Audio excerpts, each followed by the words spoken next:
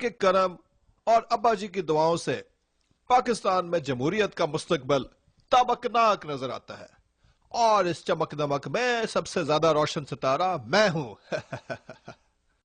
آپ نے بالکل ٹھیک فرمایا سر، لیکن ایک چھوٹا سا کانٹا ابھی بھی ہے۔ کانٹا؟ کون سا کانٹا؟ میرا تو خیال تھا کہ اب میرے پاس صرف چمچے ہیں۔ سر وہ تو ٹھیک فرمایا، لیکن سر مسئلہ ہماری فوج ہے۔ فوج منتخب نمائندوں کو تو بالکل ہی گھاس نہیں ڈالتی۔ اوے تو ہمیں گھاس کی ضرورت بھی کیا ہے، ہم تو گوشت خور ہیں۔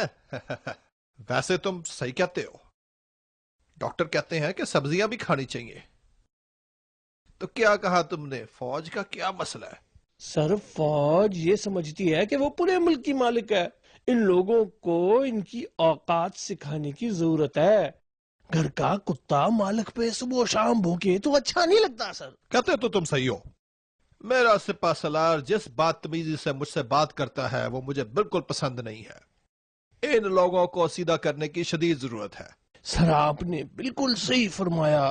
ویسے جنرل کارگل کو تو آپ ذرا سی دیر میں سیدھا کر سکتے ہیں، آپ اس کا کان پکڑ کے نکال کیوں نہیں دیتے اس کو سر؟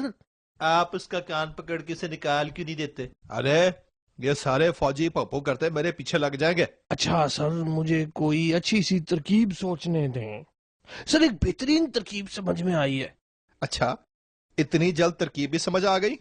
اور جلدی بتاؤ۔ سر جنرل کارگل اس وقت سری لنکا میں ہے، اگر آپ اس وقت تھوڑی سی بہادری کا مظاہرہ کرتے ہوئے دوسرا سپہ سالار مقرر کر دیں تو فوجیوں کو چوں کرنے کا موقع نہیں ملے گا، اور بدتمیز جنرل کارگل جیسے یہاں پہنچے گا تو ہم اس کو نظر بند کر دیں گے۔ کیسا؟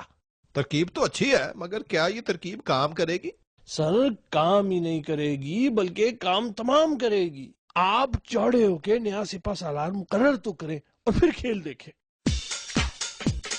اب سال کی سب سے اہم خبر سنیے، جنرل کارگل کی چھٹی ہو گئی ہے۔ وزیر اعظم کے حکم کے مطابق جنرل تابع فوری طور پر جنرل کارگل کی جگہ چیف آف آرمی سٹاف کا عہدہ سنبھالیں گے۔ خبریں شروع ہوتے ہی ختم ہوئی۔ سر دیکھیے اس نیچ ذات لوہار کی حرکت، اس نے فوج کے معاملات میں ٹانگ اڑائی ہے۔ عوام نے اس شخص کو چنا ہے سر، اور ہمیں عوام کی رائے کا احترام کرنا چاہیے۔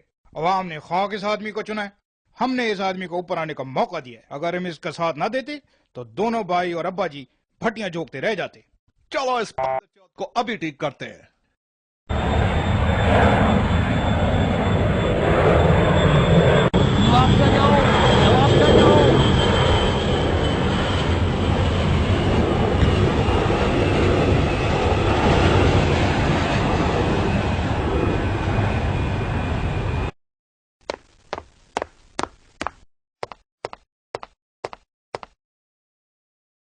سر لوہار نے بغاوت کر دی تھی، اس نے آپ کو چیف آف آرمی سٹاف کے عہدے سے ہٹانے کی گھناؤنی سازش کی تھی، مگر ہم نے حالات پہ قابو پا لیا ہے۔ ہم نے اس بیچ کو نظر بند کر دیا ہے۔ اس موت کی ہمت کیسے ہوئی یہ قدم اٹھانے کی؟ میں ابھی اس کا دماغ ٹھکانے لگاتا ہوں۔